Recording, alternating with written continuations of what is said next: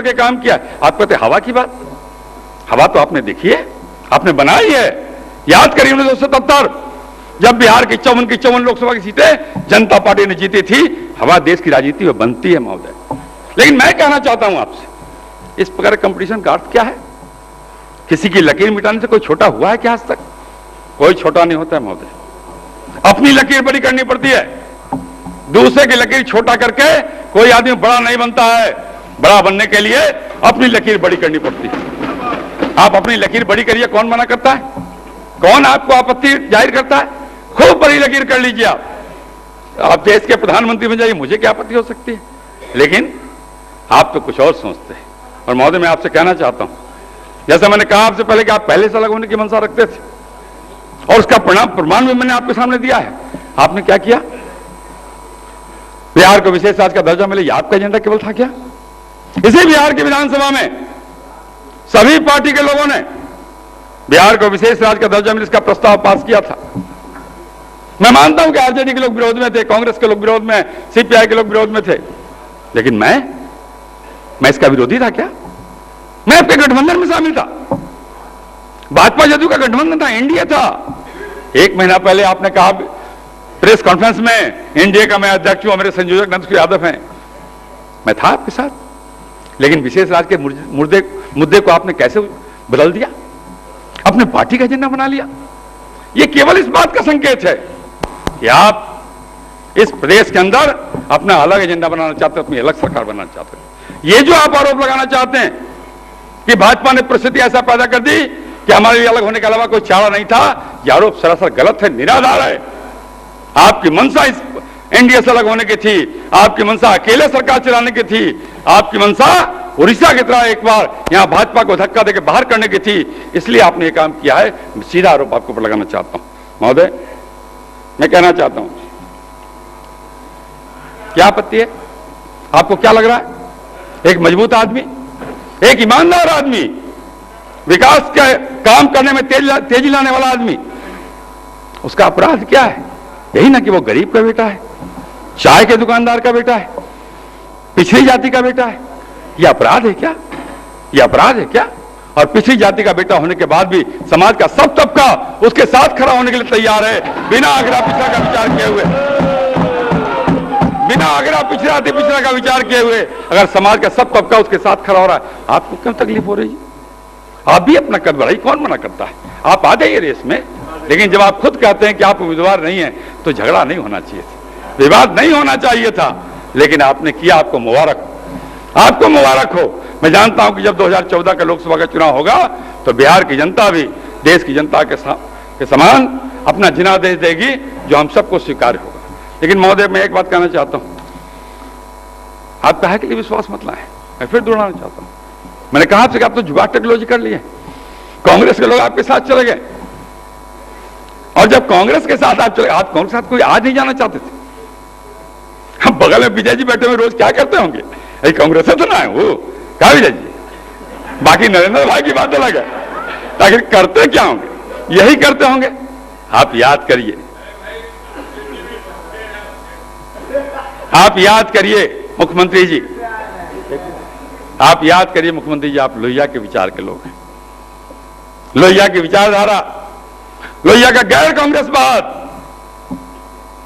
जिसके बल पे समाजवादी पार्टियों ने अपनी ताकत बढ़ाने का काम किया। इस देश के अंदर कांग्रेस के कुशासन से मुक्ति के लिए, कांग्रेस के भ्रष्टाचार के खिलाफ, कांग्रेस के परिवारवाद के खिलाफ लोहिया के लोगों ने देश के अंदर आंदोलन किया है। लोगों ने कुर्बानियां दी हैं, जेल गए हैं, मार खाया है, लोगों ने सहा है, अत्याचार सहा है, न्याय सहा है कांग्रेस के विरोध के लिए। और आप तो प्रतीक पुरुष थे कांग्रेस के विरोध के। आप तो लगातार इस बात की चर्चा करते रहे, जब जब कांग्रेस आती है महंगाई साथ लाती है। आपका नारा है महोदय, आपका नारा है कांग्रेस भ्रष्टाचार में आकंठ डूबी है, आप ये कहते रहे थे। और आज केवल एक मुख्यमंत्री की कुर्सी के लिए कांग्रेस से दोस्ती कर लिया। क्या मायने रखती है आपके लिए मुख्यमंत्री कुर्सी? आपने तो बड़े बड़े पदों पे काम किया है, बहुत कम दिन आपको विरोध में काम करने का अवसर मिला है। हम लोग को तो विरोधी पार्टी में रहने का पहले भी अवसर मिला है। आपसे समाज अपेक्षा नहीं करता है, दूसरे कोई करता तो कोई चिंता की बात नहीं थी, आपसे अपेक्षा नहीं करता था। क्या माने रखता है कुर्सी? चला जाए, फिर से प्राप्त करते, लड़के प्राप्त करते। लेकिन कांग्रेस से समझौता करके आपने क्या लोगों को संदेश दिया है कि कांग्रेस पार्टी जो आज इस देश के अंदर भ्रष्टाचार की प्रतीक बन गई है, उस कांग्रेस पार्टी के साथ आपने समझौता कर लिया। आप डर गए।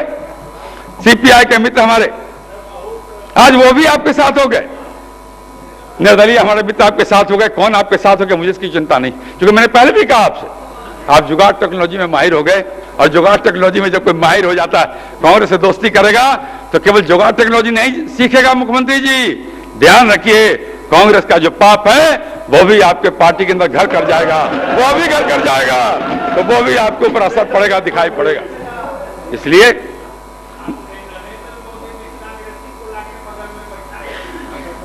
तो क्या आप अलग होना चाहते हैं?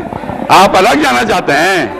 अलग जाना चाहते हैं तो हम गुंजाइश बनाए कुछ एमपी भी बनाए हैं, और आप तो कांग्रेसी को लाके अपने प्रदेश का अध्यक्ष बना, आप क्या बोल रहे हैं?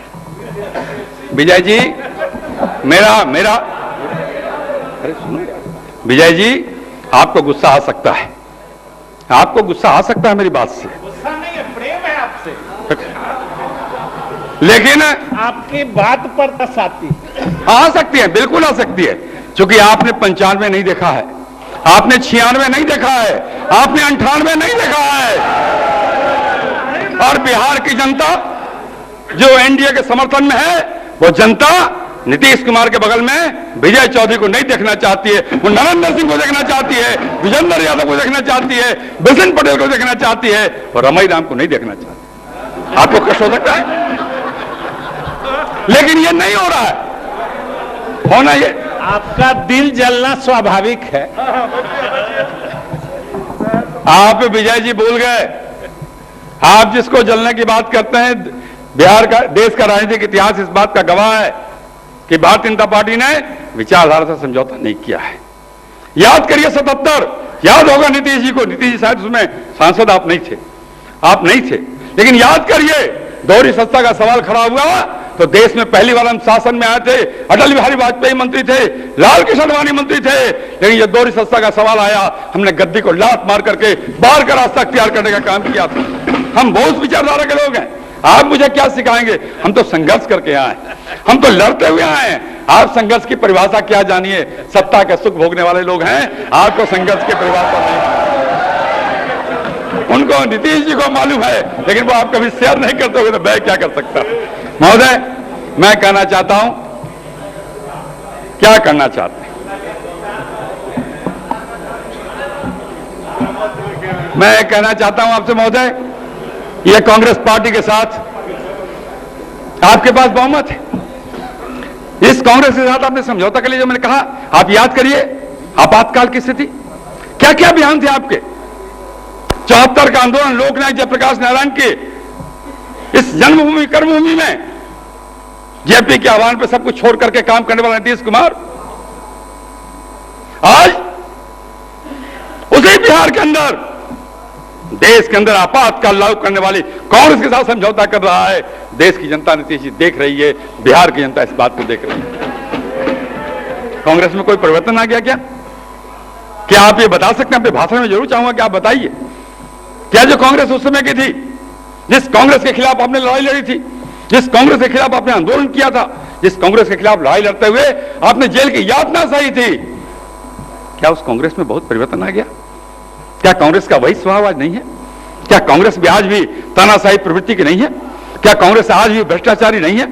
क्या कांग्रेस आज भी देश के नौजवानों के रोजगार की चिंता करने वाली नहीं है? क्या बदल गई कांग्रेस? क्या बदल गया? बदल गया केवल एक, उसमें संघर्ष का वातावरण था, आज गद्दी का वातावरण है, सत्ता प्राप्त करने का वातावरण है। आपके विचार बदल गए, मुझे आश्चर्य है। कुछ कहें उनको? नहीं, उनको कहें,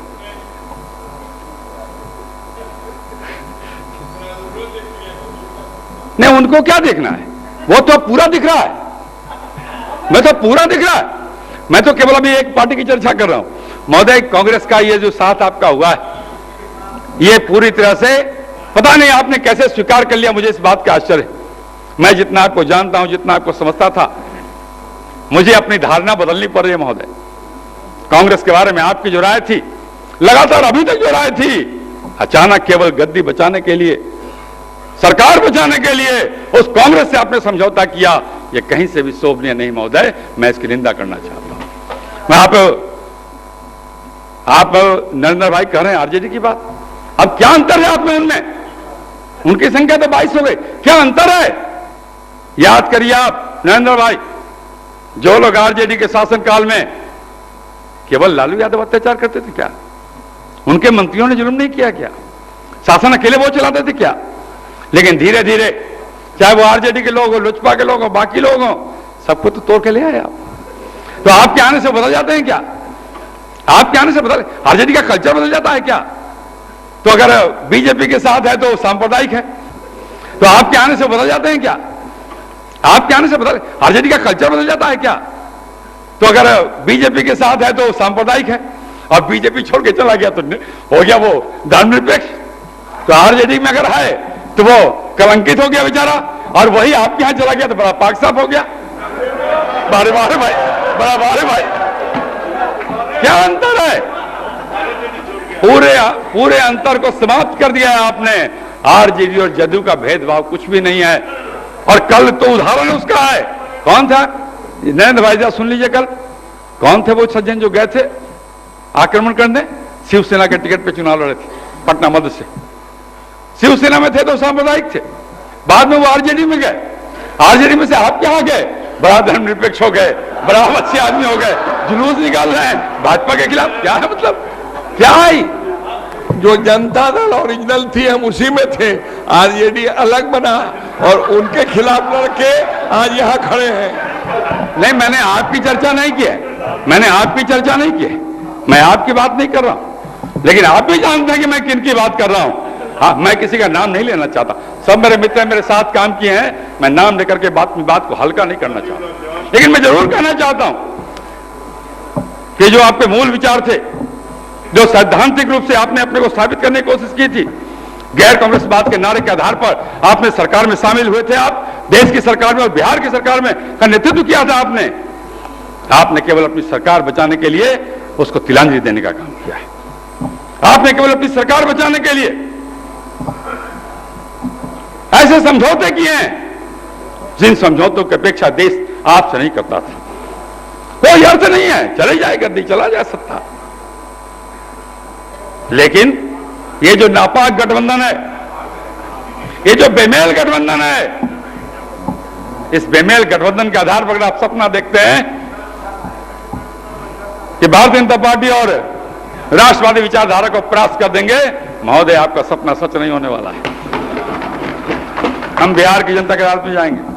हम क्या वोट की राजनीतियां करना चाहते, क्या वोट कराना चाहते, कोई अर्थ नहीं इसका। अगर आपके पास जुगाड़ नहीं हो जाता बहुमत का, तो आप विश्वास मत का प्रस्ताव नहीं पेश करते। मुझे समझ इतनी है, मुझे जानकारी इतनी है, इसका कोई अर्थ नहीं है। हमने कहां चैलेंज किया कि आपको बहुमत नहीं है? मैंने तो कभी नहीं कहा। मैंने ये तो नहीं कहा कि आप बहुमत सिद्ध करिए, मैंने तो नहीं कहा। आप अपने से कह रहे हैं, कोई अर्थ नहीं इसका। फैसला तो जनता की अदालत में होगा, आपका फैसला तो बाद में होगा। 2015 उसके बाद आने वाला है, लेकिन उसके पहले 2014 का चुनाव आने वाला है। और आप दीवार पर लिखी हुई बात को पढ़ने वाले लोग हैं, आप कैसे नहीं पढ़ पाए कि 2014 में कांग्रेस का सफाया होगा और कांग्रेस का जो भी रहेगा उसका भी सफाया होगा?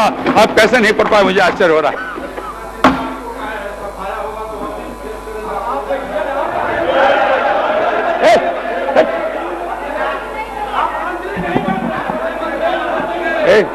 अजीत जी, ठहरो यार, चुप रहो भैया। अजीत जी, मुजफ्फरपुर में आप क्या क्या कहते सब कह दें, नहीं ना कहेंगे, छोड़ देते हैं, छोड़ दीजिए, बैठ जाइए। महोदय, मैं आपसे फिर कहना चाहता हूं, मेरा इसमें कोई विश्वास नहीं है कि इस पर वोटिंग हो कि नहीं हो, कोई इसका अर्थ नहीं है। चूंकि आप तो जुगाड़ करके आए, आप तो जुगाड़ कर लिया बहुमत का, उसका कोई अर्थ नहीं। लेकिन मैं फिर कहना चाहता हूं आपसे, अंत में फैसला जनता करती है, और बिहार की जनता इन सब बातों को गौर से देख रही है, समझ रही है, और हम जनता की अदालत में जाएंगे। हमको इस यहां केवल वोटिंग के माध्यम से आप सोचते हैं कि आपकी गद्दी बच जाएगी तो आप बड़ा खुश हो जाए, आप खुश होते रहिए, मुझे उसकी चिंता नहीं। हम कहां कोशिश कर रहे हैं सरकार बनाने का? मेरे पास तो केवल 91 सीट है। हमने कोशिश नहीं की, हमने कोई जोड़ तोड़ नहीं किया, लेकिन कमाल है भाई, आप कैसी जोड़ तोड़ कर रहे हैं, क्या क्या लोगों को कर रहे हैं, कितने कितने को मंत्री बनाएगा नीतीश जी, कितने कितने को लाल बत्ती दीजिएगा, कितने कितने को दीजिएगा। याद करिए 91 की ताकत के बल पे आपने कितने महत्वपूर्ण निर्णय लिए हैं बिहार में, आप कर सकते हैं क्या? आपने जिन विधायकों को अपमानित जिस प्रकार से करा दिया, सबको बेईमान बना दिया आपने। याद करिए, आप याद करिए, यह विधायक फंड की समाप्ति केवल आपके जिद का परिणाम था। विधायक फंड की समाप्ति केवल आपके जिद का परिणाम था मुख्यमंत्री जी।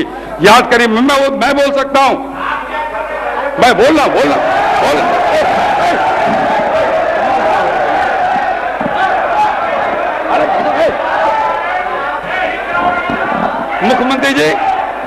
मुख्यमंत्री जी याद करिए, मैं बोल रहा हूं ये बात, शायद कोई और मंत्री बोले ना बोले, लेकिन आपको मालूम है कि मैं अकेला ऐसा व्यक्ति था जो मैं बार बार आपसे कहता था विधायक फंड के अंदर जो योजना आप लागू करना चाहते हैं वो गलत है। मैंने इसका विरोध किया था, याद करिए। आपको 50 मिनट लगा था मुझे कन्विंस करने में, आपने 50 मिनट जाया किया मुझे समझाने में कि नहीं यही हित में है, लेकिन आज हो क्या? आज सारे विधायक लोगों की निगाह में बेईमान हो गए, चोर हो गए। हम चोर हैं, बेईमान हैं, जनता के बल पे चुन के आए। लेकिन क्या आप विधायकों के अनुशंसा पर रोक तो लगा दिया आपने, लेकिन रुको ना। लेकिन क्या आपने इंजीनियरों के कमीशन पर रोक लगाने का काम पूरा किया? आप विधायकों को तो चोर बना दिया, लेकिन इंजीनियरों के कमाई का रास्ता आपने बढ़ा दिया। ये कौन सा न्याय महोदय, कौन सा काम करना चाहते हैं? मैं जानता हूं, मैं कह रहा हूं, मैं तोड़ना तो नहीं चाहता, आप तो बोलिएगा। मैं जानता हूं कि आप गुस्से में होइएगा, आपके पार्टी के लोग तो यही सब कामें करते हैं। मैं जानता हूं कि मैं जब कड़वी बात कहूंगा, सच्ची बात कहूंगा, आपको गुस्सा आएगा। मुझे इस बात की चिंता नहीं है मुख्यमंत्री जी, हम तो लगातार विरोध में काम करने वाले लोग हैं। बदले की भावना लेकर काम करने का आपके लोगों का अभ्यास होगा, लेकिन हम बदले की भावना से काम करने वाले लोग नहीं। और हमें इस बात की भी चिंता नहीं है कि क्या आप करिएगा, क्या कर। मेरे कार्यकर्ताओं पे झूठा केस करा दिया पटना सिटी में, इससे हम डरने वाले हैं क्या? नंद किशोर डरेगा क्या? जो नंद किशोर 40 साल तक संघर्ष किया है, जेल गया है, लाठी खाया है, मार खाया है, आज कोई सत्ता में आप आ गए तो हम डर गए क्या? 10 साल तो हम डरे ही नहीं उनसे, 10 साल तो उनसे डरे ही नहीं, हम लड़ते रह गए उनसे।